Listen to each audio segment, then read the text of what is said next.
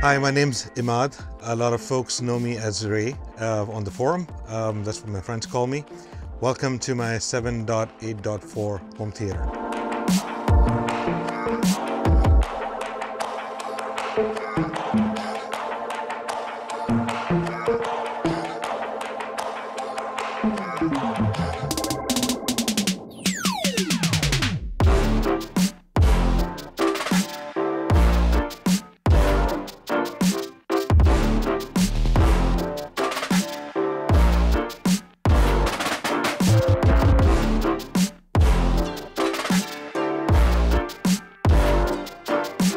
So I moved into this house in 2011, so 12 years ago.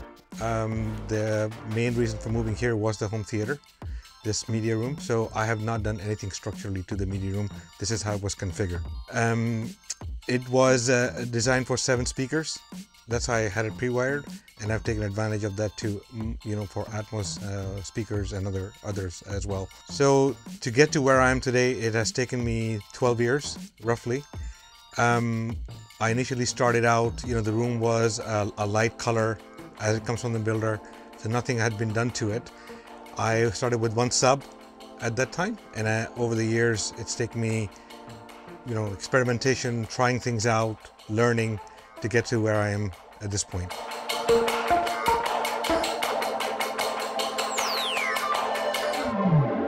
The speakers that I have in the room are JTRs for the bed layer, except surround backs, which are PSA. And then for Atmos, I've got JBL SCS8s. For the subwoofers, I've got a mix of Pro Audio drivers and 24-inch subs. There's 4 24s in here, which are stereo integrity. The 2 21s are Eminence NSWs. And then I've got 2 15s for very near field, which are also stereo integrity SQL 15s. I chose a JTR for my bed layer for a couple of reasons. One is I have heard JTRs over time in different avenues, different places, and I just found their clarity and the dynamics on those really, really appealing. I'm a home theater first person, and I found that the sound of the compression driver in the JTRs was just so much more refined than the speakers I had before. So for me, it was a no-brainer to go with JTRs. So for the subs, the reason I went with stereo integrity was purely looks. I had never heard a stereo integrity driver before, but when I looked at that 24-inch carbon fiber driver on the DIY section on AVS forum, I just fell in love. So I had no shortage of bass in this room before I got the 24s, but it was primarily, a love at first sight. And I wanted to see that driver in my room, but the performance has been equally surprising to me. For the high channels, the reason I chose JBL SCS8 is primarily, first of all, their tonality is very close to the JTRs, and the other thing is the way you are able to mount them. The flexibility you have with that bracket mounting, you can really fix them and point them towards your MLP, which really was a big factor for me. Is the ease of mounting, and then they're matching how closely they sounded to the JTRs. The video setup in my room is a 6040 UB Epson 6040 UB with a 120-inch screen. Pretty basic screen. I bought it for $400 many years ago. But I am using a Vertex 2 in the chain, which I know there's some folks say that it doesn't do tone mapping, but I think it does. So I'm very happy with the image. Don't feel a desire to upgrade. But if I was to nitpick and say what is the weakest link in my setup, it's probably the video, just because it's an old projector. But very happy with the image so far. The audio.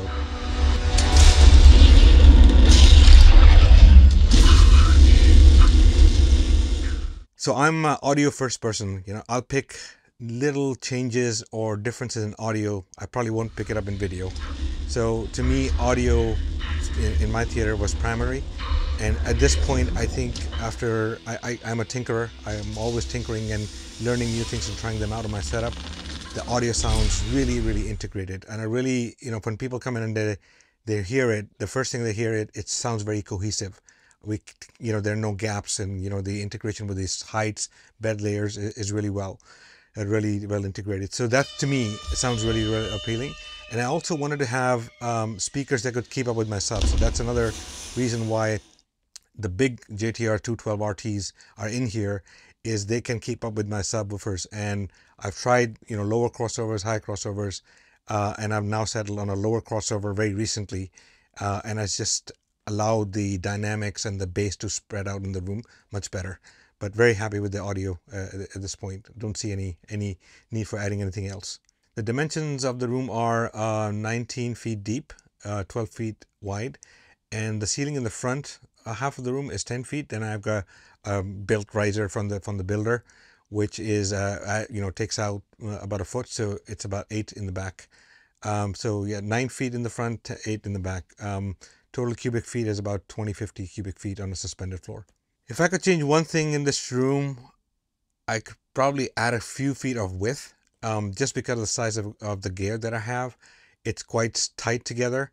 So width is, you know, not something I would be able to do in this room, just because how the house is configured. But if I had to do something, I would probably add a couple of feet of width in there, and maybe a couple of feet of depth. But nothing else I would think I would want to change in this room. I'm pretty content with how things are. So the one thing I love really about my theater is the fact is it's disconnected from the rest of the house, in the sense there's no common wall with any other room, which helps with some noise isolation. Bass still travels, but I just like the construction of the room and how it was done.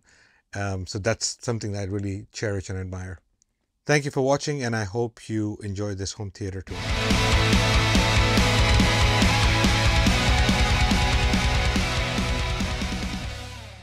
Welcome back to the Everything is Bigger in Texas home theater tours. I am your host, Hatoraid Cowboy. We've got another epic home theater for you. I'm out here in Katy, Texas. I believe it's Katy, right? It is Katy. Katy, Texas. And we've got JTR, we've got stereo integrity, we've got JBL, we've got some really cool stuff in this room. Can't wait to show it to you. And I've got the homeowner, Imad, right here, or better known as Ray. Yes, that's what people know me by. So Ray is going to tell us all about his home theater journey. We're going to talk about his room. We're going to talk about his speakers. We're going to talk about his projector, all the good stuff. So Ray, thanks for coming, buddy. Thanks for having me, man. Yeah. Thanks for reaching out. And it was a couple months ago that you reached out to me. Yes. And I had some stuff going, but I took a few months, but we finally got out here. So thank you for letting me take over your home theater for a little bit and, you know, showcase this on the channel. Absolutely. I'd love to do this. Yeah, man, this is really cool. I really love whenever I get to do stuff like this, to show people what kind of different systems that we have. And like we were talking about before, Houston is a big place, man. And I know that there's some people out there with some home theaters. You're being quiet, but I also respect people's privacy. Some people may not want that stuff, but why don't we go ahead and get started, man? You got a beautiful room. We checked out some demos. It sounds phenomenal in here. You've got a lot of subs, which we're going to talk about. But to get started, why don't you tell everybody watching, maybe give them a little bit of a backstory on your home theater journey, how you got started on this journey. We'll talk about the room and stuff, but I want to know how you got into home theater. Like, how did that start? How did that love start? Yeah. No, I think one thing you hit on, what I think is really important to remember, is that, you know, you're seeing where I am today, right? Mm-hmm. But it's the evolution. You know, you talk about a lot about that as well. It's the journey, and it doesn't stop here either. But I think how you get there is through experience, trying things out, mistakes as well.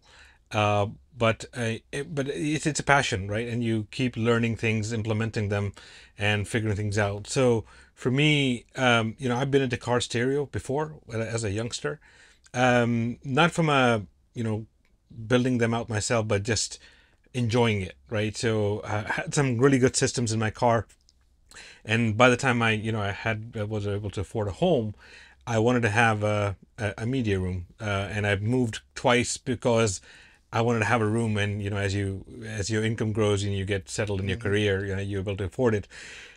So this house was primarily chosen for the design of the media room, how it's situated in the house, the construction. I really, really loved it. So that's the reason we've been here about 12 years now. Okay. I came into this house from a very simplistic setup.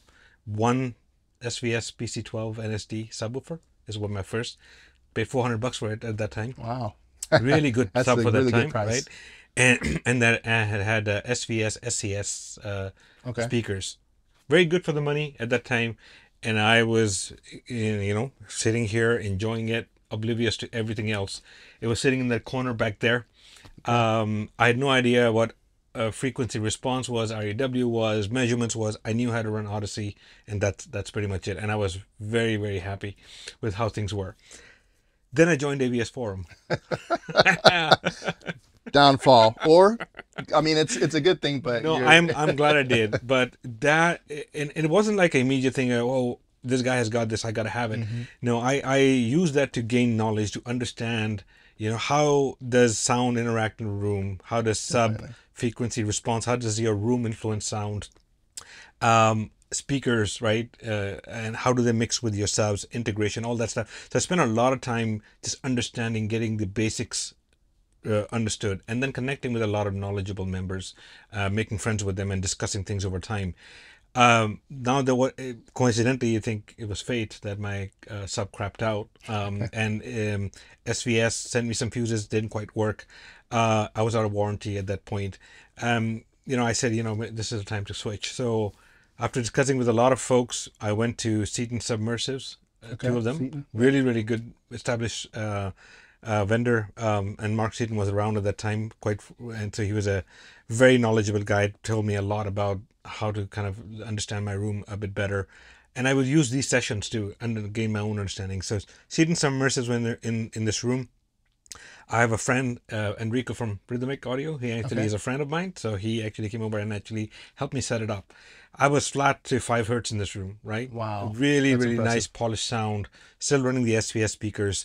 And then I had some issues with the breaker tripping. My breakers tripping with the Seaton Submersive. They have some older amplifiers on those, so I wasn't able to troubleshoot it. Electrician came out and gave me a big bill to kind of do that. I was still under my trial period, so I sent those back to Mark. I said, it's not working for me. And then I tried PSA V1801s, ported subwoofers. Actually, before the Seatons went out, I actually did a comparison with them, and I liked the ported violence of a ported sub, right? And they were sitting right pretty close to me. So the Seatons went back, enjoyed PSA V1801s, learned about PSA speakers, sold my SVS and get into PSA speakers. Really big step up from SVS to PSA. Enjoyed that setup for a few years, till a friend of mine invited me to his home, and he just bought JTR 2400 ULFs, right? That was a mistake, right? So I went to his home, and many demo scenes that I'd seen over time that I memorized, I've watched them there. I'm like, I hadn't heard that before. This isn't like like in the Incredible Hulk, when he's running those footsteps, I had not heard them before. I'm like, what is going on? So that's it. My quest now started. I want that in my theater. So a quest for lower tune subs started. At that time, we also had the Houston get together. This is 2018 now.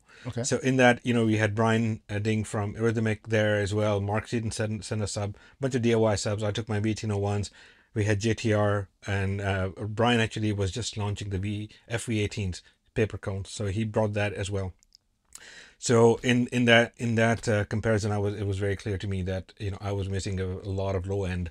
The PSA were very good for what they were for the compact size, but yeah, they were not made to be low end performers. So then I switched over to FV18, sold my PSA. FV18 paper cones with Rhythmic, really brilliant subs. I think that's one of the best subs I've had in this room, and I ran this for about 4 years. Right. And as I was doing it, I ventured into Scott Newby's house through connection through the forum. So again, same thing, right? I'm seeing these scenes. I'm like, Scott Newby, man, I'm telling you.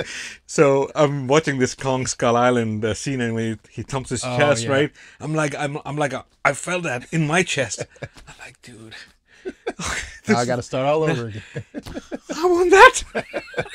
I want that in my media room. So, this was not very simple to do because of how my room's constructed. There's a step behind my seat, so so you have to kind of live within your restrictions. You have no Right. room is perfect, no setup is perfect.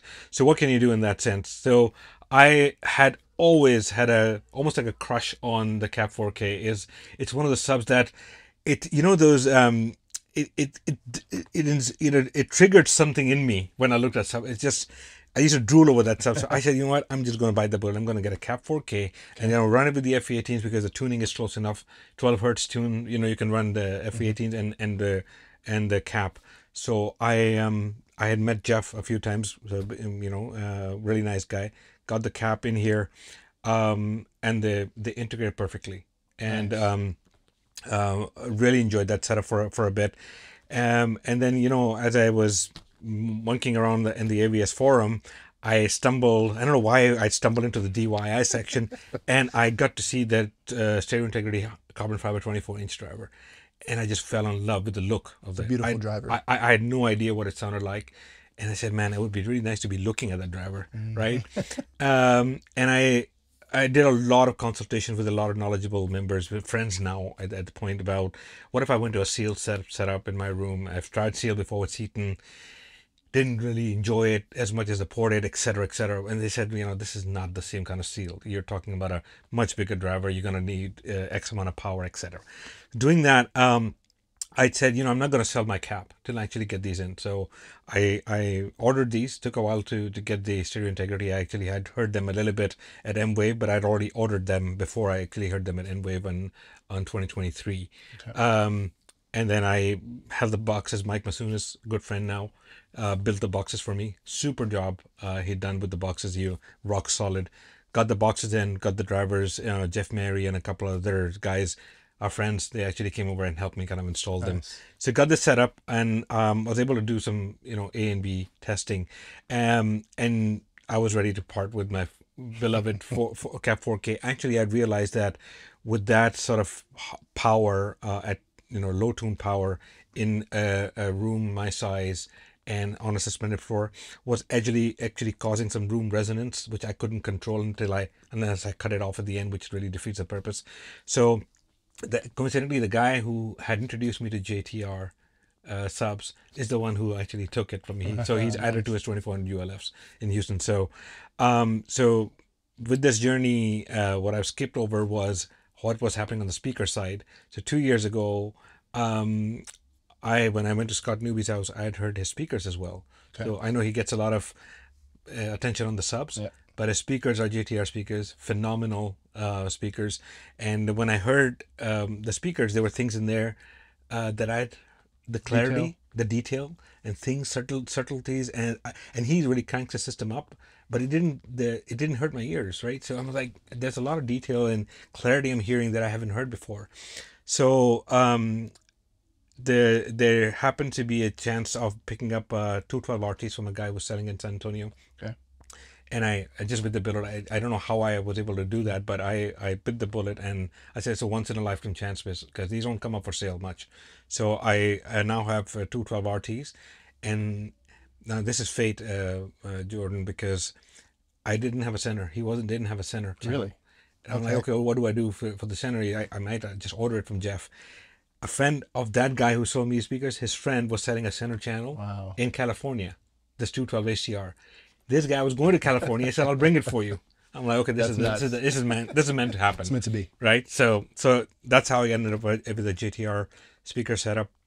Probably one of the best speakers I've heard, and they are to my liking. Compression driver, so high sensitivity. That's the kind of stuff I like. So now where I am is I got the stereo integrity. I also added two 21 NSWs, because what I wanted to do at this point is that I don't want to think about maybe what if I'm missing mid bass. I just wanted to make sure I have full bandwidth covered. It's not to say that stereo integrity don't do mid bass, but Pro Audios are designed to do that, right? And the NSW is one of the best drivers out there. They get a lot of respect. So Mike built me a cabinet that has dual 21s in there. Okay. And I've integrated them really easily. I mean, that's easier. Integration easier with sealed subs, yeah, because they're all sealed. So I've got 4 24s and 2 21s running here, and then 2 15s for near field. At this point, I don't feel that I have, mid bass missing or ULF missing. They're both, they're both, and I am barely pushing them at all. So a lot of headroom has cleaned things up for me. Room is not moaning and groaning as much, which also adds to the clarity. And then I've added a lot of room treatments over time as I've learned and researched about what should go where and what should be the right implementation for my room, right? So not every room is going to be different. So again, learning, measuring, tinkering. I'm in here every weekend, just finessing things, and I know a lot of times I get frustrated with myself. I'm like, I want to just sit down and enjoy it. So I sometimes to just commit and put my UMIC and RW away and come back and enjoy it. So it's been, I mean, this is over 12 years that's happened. On the video side, I think I'm probably have not been on the edge as much. This is on my second Epson projector. It's an Epson 6040 UB. Okay. And what did you have before that? It was a Cinema 3500. Cinema. Is that 6500 UB or something? It was one still of those. Epson? Yeah, it was a home cinema series. They don't make that anymore. But I ran that for 10 years, right? Wow, 10 years. Okay. Yeah, I changed the bulb on it quite a couple of times. And I realized that I'm not as picky maybe on the video as I'm on the audio. I think most people would probably say at a home theater where Yeah. audio is more important. You can, I know myself, like, if 4K and all the, future 8K stuff, if all that went away and all you said I was able to have was 1080p, but I have the best audio, I'd be okay with that. Now, obviously, I want the best, Yes. but yeah, 1080p would probably, if I had a choice between better audio, better video, I would select the audio. Yeah, I mean, I've watched movies in here just because they were good audio. It was it was a crappy movie, right? Yeah, but it was a good bass, good audio. I watched it. So yeah, so I'm running a 6040 UB with a Vertex 2 device in there, which has HD Fury Vertex 2. I mean, I would recommend that device to anybody who's looking to get a quick solution and run that with a Zedu 9X player or any Zedu player, to be honest. So that has kept me very content with the image. A lot of people that I don't tell people what I'm running, right? I don't even tell them to look at the projector, and I just ask them for their image. I had a bunch of guys last week, phenomenal, right? They're like, "What are you running?" I said, "It's just a 6040 UB. I paid $1,600 for it." So I don't feel the desire or the would I like to get to a laser? Yes, but I don't feel the urge like I do on the audio. So what's next? People ask me, what do you want to do next? Maybe a processor, maybe side height. Now we're getting to a point where it's incremental changes. I think I've done the heavy lifting on the subs, the speakers, the treatments. I don't feel like something major is missing, but you can continue to tinker. Right. But you have to get to a point where you feel that you need to be happy where you get to. Definitely. But then a lot of folks will say this is probably over the top, and it is for a lot of folks that are over the top. But I can tell you, till I actually experienced over the top for myself in my room, I couldn't understand the benefits of having headroom, of having the not stressing out your speakers, not stressing out your subwoofers, and what audio sort of audible benefits it has. So you can always turn things down, but you can't turn things up beyond their capability. So yeah, so that's it's been a fun ride. I don't think it's over yet, but especially if people like Scott Newby and these people, you keep going to the rooms, you'll find things that you want to do better. But to me, it's a journey, and you enjoy it. Yeah. Cool. So you mentioned before you were talking about like the acoustic treatments. Why don't we talk about that? Because you have a lot of acoustic treatment in here, placed very well. I mean, there's a ton. I would love to have this much in my room, but tell me a little bit about the acoustic treatment that you have, because I see you got some diffusions, you've got some acoustic panels, and think you have some bass straps. Yes. Yeah, you got some bass straps back there. So why don't we talk about a little bit, what kind of acoustic treatment do you have in here, and why is that important? Because I think before you said you didn't have. No, right? Okay. no. So when I even I mean, the acoustic treatments probably were not added till about maybe 3 years ago, three and a half years ago, four at the max. And been in this house? 12. 12 years. 12 years. So that's a long time to go without acoustic treatment. Yeah, I mean, I had no appreciation. I thought it was just one of those things people get, people sell, you need to have, or I just hadn't bought into it myself, right? Okay. How did I stumble into it? This was just a coincidence. There was a guy in Austin. You see these GIK panels. Mm-hmm. The reason they are a different color than everything else is there was a guy who was just throwing these out. They were almost brand new. Away? Throwing them out. He said, free for anybody who wants them. I had like 6, 7, 8 of them. What is wrong with them? There was nothing wrong with them, right? What is wrong with him? Like, well, those things aren't cheap. It's too much money. He got too much money. He didn't have time, right? He said, I'm throwing it. I said, hold on a second. I'm on my way. Wow, yeah. So I went with a buddy of mine, and we got these treatments in here. And the first thing I did, when I placed these around the room, and I did some research about how to place them, first reflection points, etc. Did some measurements, etc. The slap echo, that when you slap your hands, that stuff was gone, right? Just immense difference, right? Mm-hmm. But then I stayed with those for a while till I understood, how does diffusion weave into absorption? Where should diffusion be in relation to your center, your center speaker, but behind listening areas, where should bass traps go ideally, etc., etc. So did a lot of research, understanding, reading, kind of, and following some videos and understanding about how does actually room treatments work and understanding your room. I think the biggest thing people miss is understanding the construction of the room. Yep. What is the material? Because like I have an outside wall here. A lot of people have but it's not concrete because I have a gap in the middle, so it's still drywall. Yeah. So a lot of people have brick on the outside, right? So that will change how the way sound waves interact with that room. So understanding the construction of your room, dimensions of your room, height, length, width, you whatever. So understand that and how it is peculiar to your room. Then you kind of lay out a plan.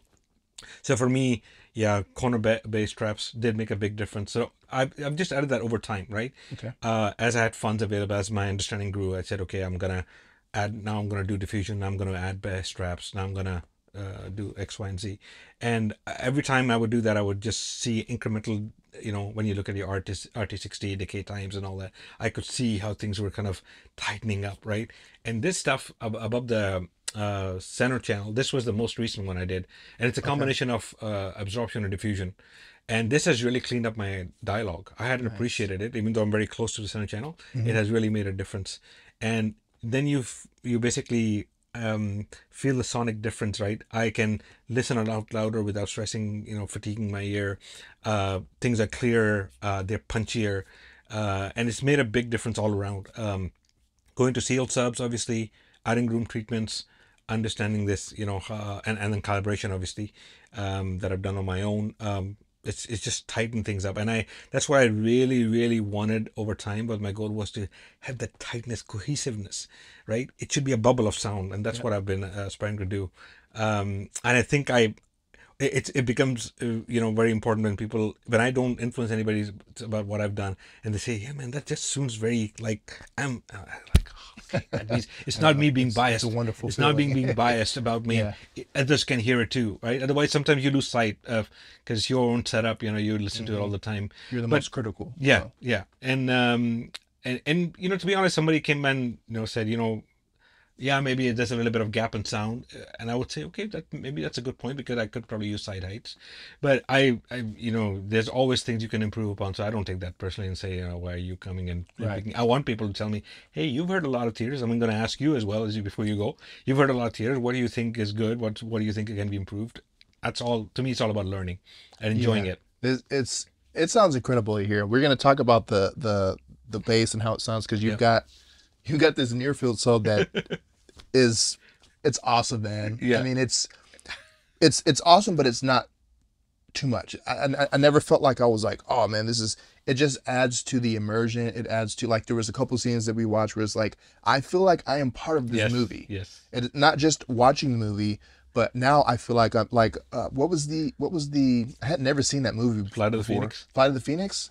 Dude, that thing, like, I felt like I was in that plane. If you guys have seen that, you know what I'm talking about. Yeah, it's very... I mean, all the demos, but that demo specifically, like, I forgot that I was in the room watching the movie. It felt like I was on the plane stuff was You're holding exploding, onto the the planes. seats. Yeah, it's wild. So you've done a great job, especially with the acoustic treatment. You've got a lot. So you've got diffusion, you've got So I've got acoustic absorbers, right? absorbers. Okay. And I've got thick absorbers, like 4-inch absorbers and 2-inch absorbers. I've got 2D diffusion, and which are largely in the front of the room, Okay. and then got 3D diffusion, which is largely on the back and rear of the room, and then on the top here, it's a combination of absorption and diffusion, and then bass trapping. So you'll see bass trapping in the corners. And 2 of these are sort of at the of the sidewall and the ceiling, and then I've got bass traps sort of in the back. And I've kind of followed a little bit of Germani's recommendations about how they they alternate on the alternating between diffusion and absorption. And I kind of tested it for myself to say, look, does it work for my room? And yeah, in the measurements and what I heard, it felt like it was making a difference. So that's how I came up with what needs to go where in my room. And I've continued to make some refinements, like I put some behind my 212 RTs, some 2-inch foam, and push the speaker right up against it so I can take out any SBIR, and because those are towed in, right? So I just wanted to be them as close to the wall as they can, and so it's all of this makes a difference. And then most recently, it's not treatment, but I put some velvet around the screen and on the top of the speakers, just for the immersion and not taking you out of the experience. Nice. Yep. Well, why don't we go ahead and talk about the front sound stage, because you got an interesting setup here. Everything is really nice and tight. You've got a lot of power up here. So why don't I have you go ahead and tell me about the front sound stage? So this is the front stage now, where the action happens. So starting with the speakers, they are the 212 RTs from JTR, 101 dB sensitive. It's a 3-way speaker. Really got a really ultra high-end compression driver, and it's mounted to a wooden horn. So why I chose these speakers was twofold. One is that I really got a fantastic pricing on them, and I would have to pay a lot more if I had bought them new. So that just meant it was meant to happen. So I picked these up. Plus, they have the ability to go down pretty low. Even though I'm running them with the subwoofer, but I do have the ability to just do two-channel music if I needed to do. They can go down to 35 hertz, and the clarity and the dynamics of these speakers is just absolutely outstanding. I've heard quite a few speakers in my room and in other rooms, but I have yet to come across one that is so appealing to my ears. I think speakers are actually even more subjective than subwoofers. So this is, again, my opinion, and a lot of other JTR fans would probably say the same, that these are really sweet and nice to your ears. They have a really nice punch to them. They have, as you can see, 12-inch drivers on them, lightweight drivers. They have a really good mid-bass punch to them. So I'm crossing them over at 80 hertz at the moment. So nice. You can feel the sort of the punch and the clarity coming through those drivers as well on the bass. From there, the center channel is a 212 HTR. It's basically the same speaker, just put horizontal. And yes, there are some comments sometimes about vertical center versus horizontal, but you do with the space you have. I cannot afford to have an ATS screen in this room, and I like to look at my speakers, to be honest. That's another thing. So again, same specs on the center channel, absolute brilliant dialogue clarity on them, and then the left is obviously the same speaker. On the subwoofers, I've got 2 HS24s up front. These boxes, as I was saying, was made by a friend, Mike Masunas, were configured specially for the front stage. So you can see there's not an inch to spare on the left, right, or on the top. So specifically designed for the room. The way this has been configured, I did some detailed measurements about how the toe-in is going to look like on the speakers, how much space that's going to leave for my sub, and then obviously those dimensions were communicated to Mike to lay those out. Then Mike kind of helped also come up with I was actually wanting to do single 21s, and we couldn't fit them in, so he said, why don't you do a single cabinet with 2 21s in there, and these NSW 21s don't require a huge box. So he was able to kind of, again, squeeze 2 21s between the 2 24s, and with a height that allowed my center channel to sit on top of it, yet and allow my screen to still not be obstructed. So a lot of puzzles and pieces had to go together to get this size speakers fit into a tight space, and still work. I had to raise my screen a bit, a little bit more than I would have liked to, but once you recline, it's not as obnoxious as it would have been. But again, that's the only way I could get a center channel this big to fit up front. But the front stage, I think, is where the action happens. The NSWs are absolutely beasts, and the way they add the sharpness in the edge to the 24s is something you have to experience.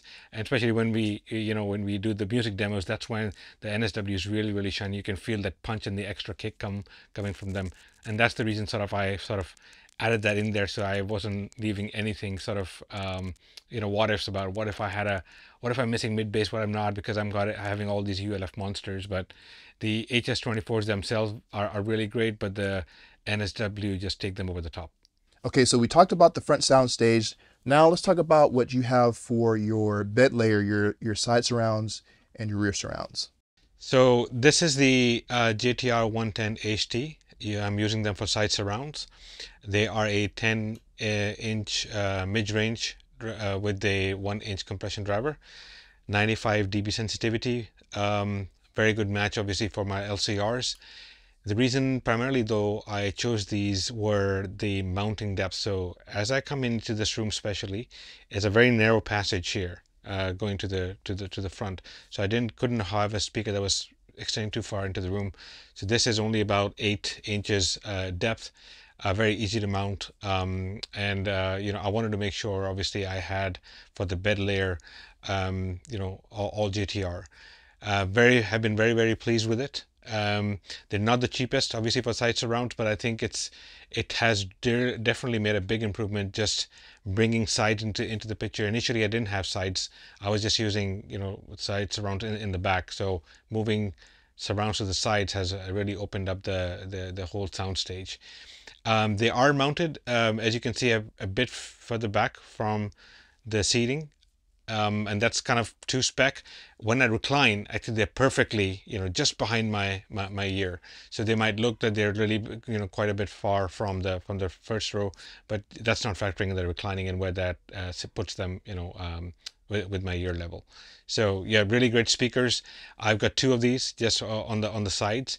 The surround backs are still, I'm running a PSA 110 SRs. Didn't feel the need to upgrade them.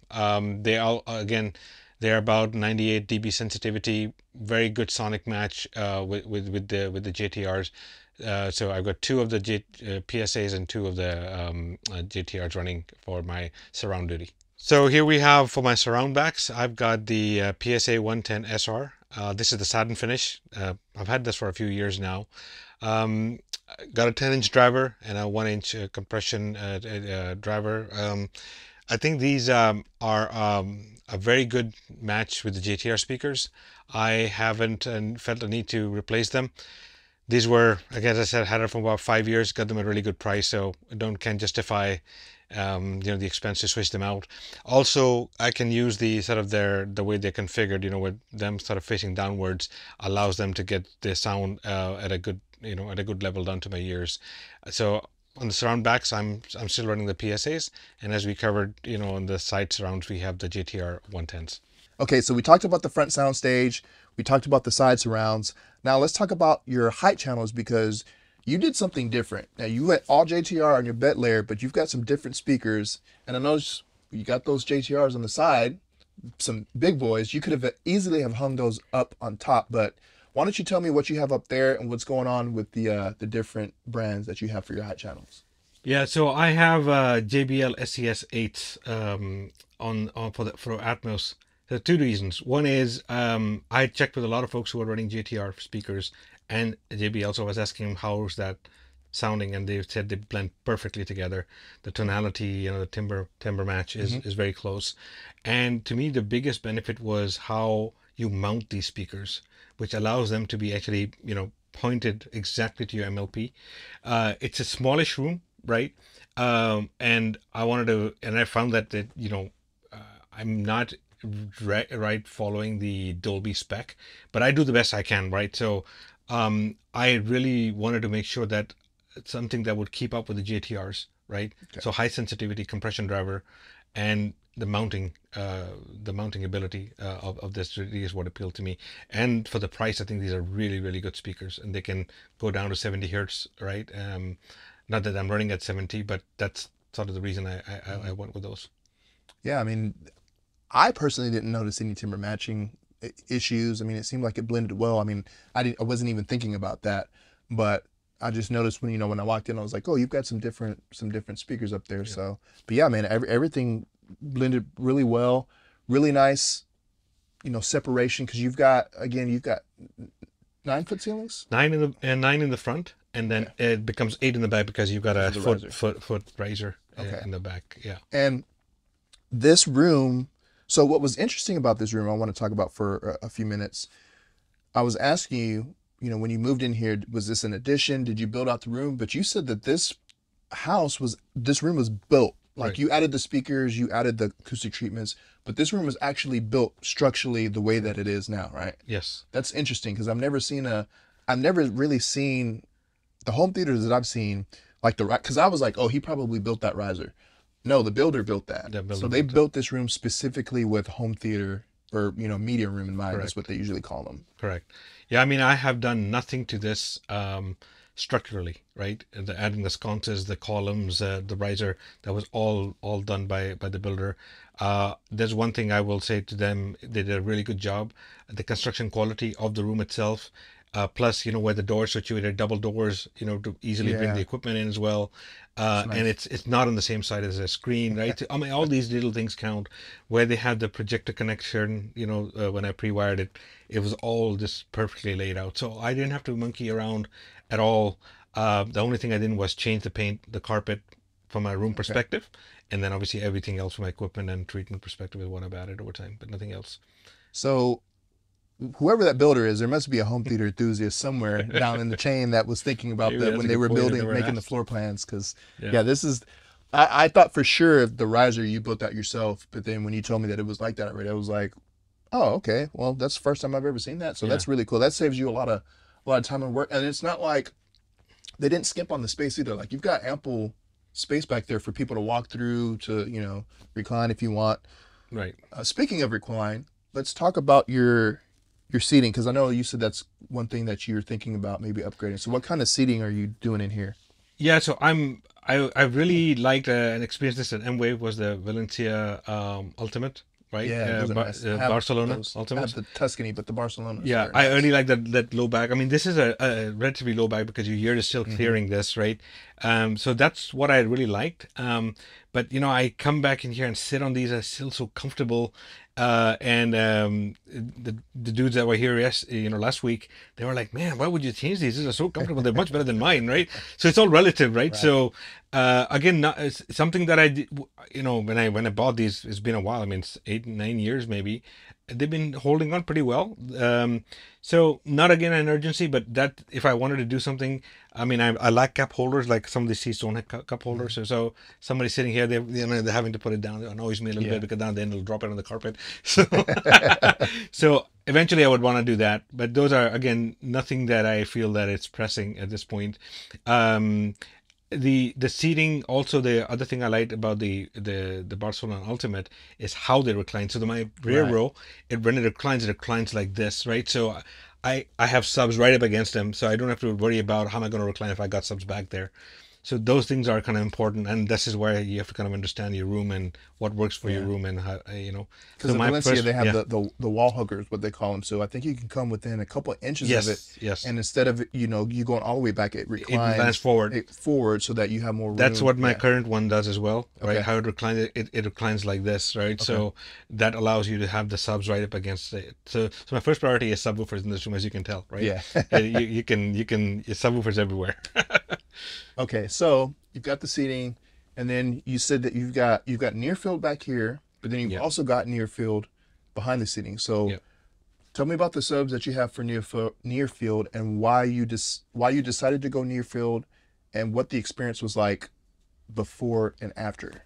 Yeah, I mean, I had so the 224s that are back there behind the silicon, they were not meant to be near field, but they end up being near field. But they're there as you know, the four subwoofers. When I had the Cap 4000, right? I just one day experimenting tried to have it right behind me, and it was a hoot. I mean, I have not had that much fun. And I said, you know, my God, I've now experienced very near field. People used to tell me try very near field, and I was like, okay, I had a Hezi platform right before that underneath these chairs. Since I went near field, I found I was not turning that on. You don't need it. I cleaned all of that up, all the wiring, all the stuff, threw it all out. And then when Mike was building me the cabinets, I just had him make me a dual 15 cabinet slanted so it could allow me to recline as well. So that, but I said, you know, I'm not gonna give up very near field. It's the realism, right? The timing, alignment, everything is so real that So I good. just don't have. It doesn't take me out of the experience that something unnatural is happening. Right. So that's, you know, I've got croissants on order, but I probably I'm thinking that I probably don't need them, and you know, it's don't just think you need yeah. Do what you want. Yeah, I'm just telling yeah. you. So it's one of those things, right? But very near field, I would highly recommend if your space allows it. I mean, if you can see I don't have the space really for a very near field. What I've done back there is utilize that first step, 9 inches of it, and I built a little bit of an extended platform, right, out of wood, just to have the cab sit on it. I mean, you think of creative ways. You think when you want something to work, Maximize your right? space. So I use that you know, the step and a little bit of extra some woodwork to kind of extend that out. But I really enjoy the experience of a very near field. Okay. And then the ones that are on the back row, the second row, those are also Those are stereo integrity SI Stereo integrity. So the experience of near field is very much more intense back there. Okay. But Because you're right by the wall. because there are two of them and they're right up against each other, and they're 24s, and the difference between a 24 and a 15 is it's enormous. It's enormous. I mean, that will. I'll have to sit back there. I sat here in the money seat, Yeah. but I wanna sit back there to see how that feels too. I usually don't sit back there, but last week when the guys were here and was doing demos, I was holding my breath on a couple of them because they were so intense. So maybe I have to think about, maybe do I want that much intensity back here or not? So I wasn't wanting to change things around since you were coming, but I will over this weekend to bring the 24 just to have it behind me and see if I like that feeling. But the reason I want to do that and not just use that is the rear row, everything is calibrated to the seat, right? Okay. So I want to keep all the other variables the same, and just change one variable at a time, right? That's how you kind of compare. So yeah, you'll be able to see it, but you'll find that you're missing the punch from the NSWs, the clarity of the speakers, everything is kind of all set up for this space. But yeah, you're welcome to kind of demo it. It'll give you an idea about the kick that the 24s give. I'm curious to see whether you said you're holding your breath. I'm like, yeah, okay. I was. All right, so I think we've talked about everything so far. We've talked about the speakers, talked about your projector. I don't think we talked about your screen. I know you said it's an older screen, but what screen are you using to pair with the Epson? Yeah, it's a screen I bought when I moved into this house from a store used to be Visual Apex in Seattle. They've closed since then.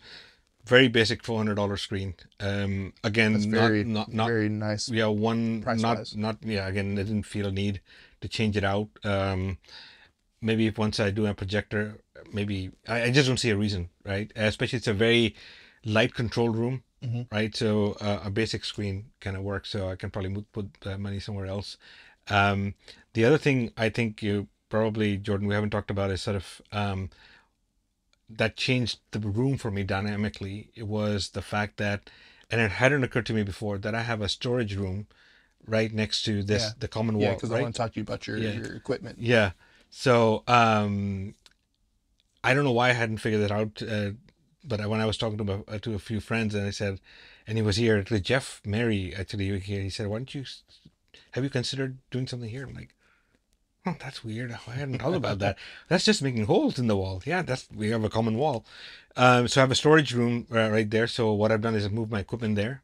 So to interrupt you real quick, yeah. where was your equipment before? It was right in this room, right? Where? So you've maximized the space. Just imagine two subs at that time, and then an entertainment center, in the middle and the center channel on top of it. Okay. So if I did not have that option to move this out, right, I could not have had the setup. I could not have had tower speakers. I could not have had the subwoofers that I have in here.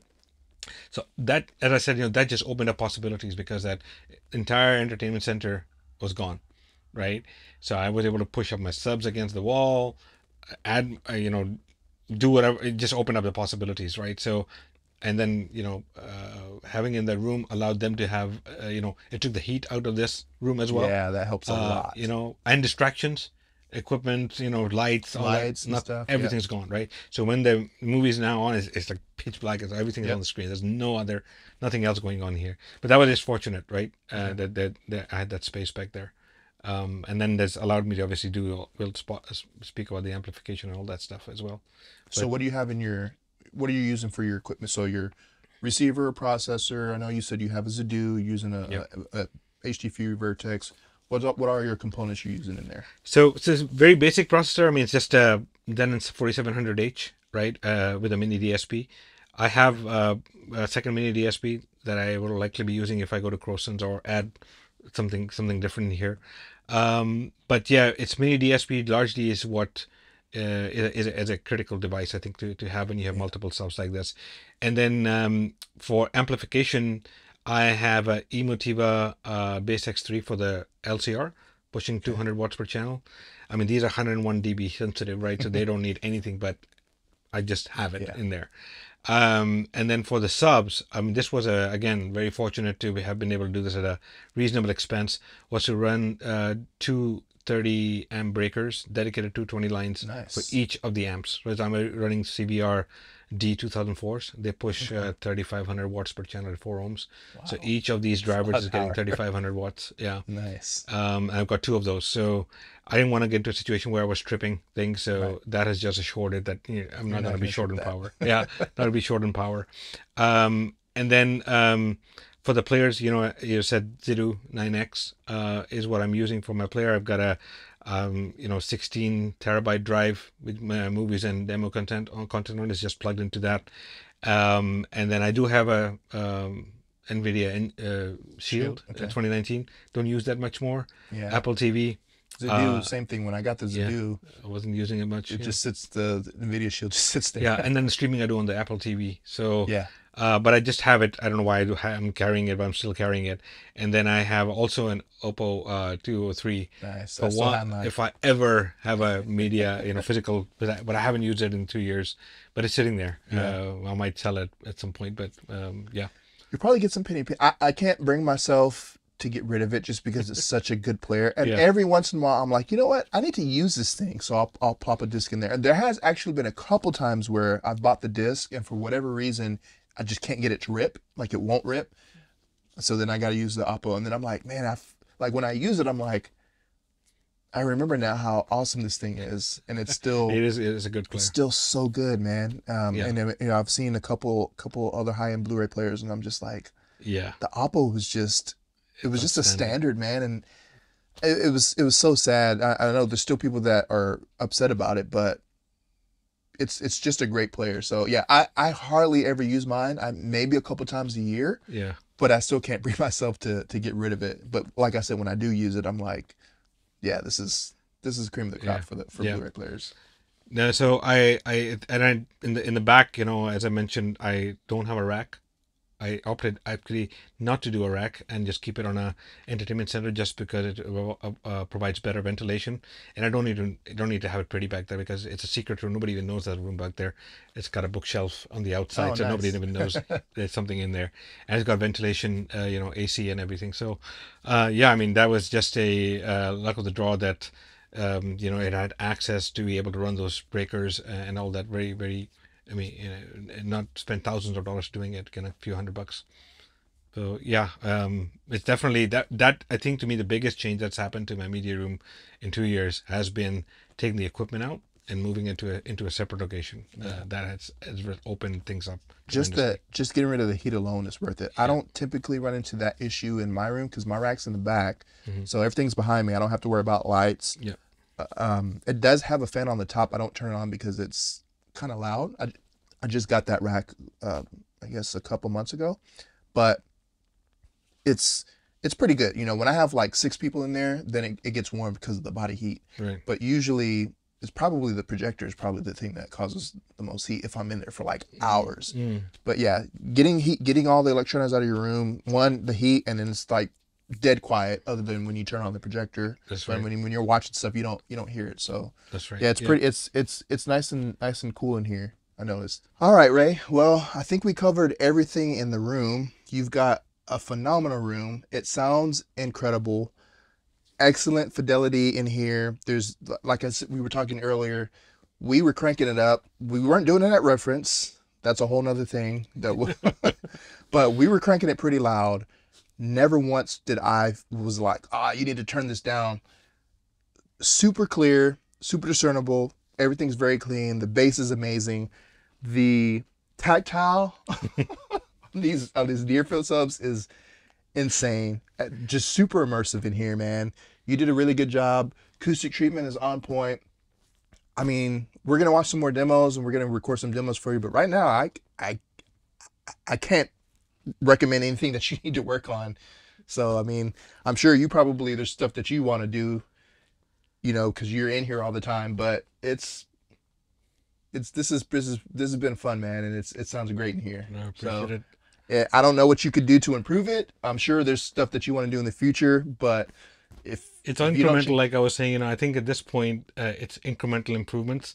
It won't be I don't expect a night and day difference to the setup at this point. But to me, I think the biggest thing folks can do in any setup is just squeeze the performance out to get it set up, calibrated, and do what you can within your room and maximize the performance. Just don't throw a bunch of stuff together.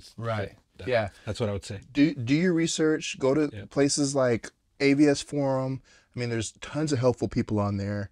You know, people like Ray and other people. You know, go to AVS Forums, ask questions, and that's good. But also do your own research. Don't just rely on what everybody says, because one thing that people forget about, people can go online and they can give all their information. You have to enjoy your theater. What somebody else recommends may not work for you. You may not like the sound of a certain speaker. You may not like the near field, you know, tactile. Do your research, get other people's input, but then take that information and then start, you know, trial and error with your system and see what you like. Because not everybody else has to like it. Only person that has to like it is you, maybe a significant other, maybe some kids, but yeah, man, you did a great job. I really appreciate you inviting me out here again to check out this system. Absolutely. And yeah, if you guys like this video, this home theater tour, make sure you subscribe if you're not already. Hit the like button, share it, and let us know down in the comments what you think about, you know, Ray's system in here. And if you've got any of these products yourself, then I want to hear about that as well. So thank you guys for watching, and we will see you in the next video.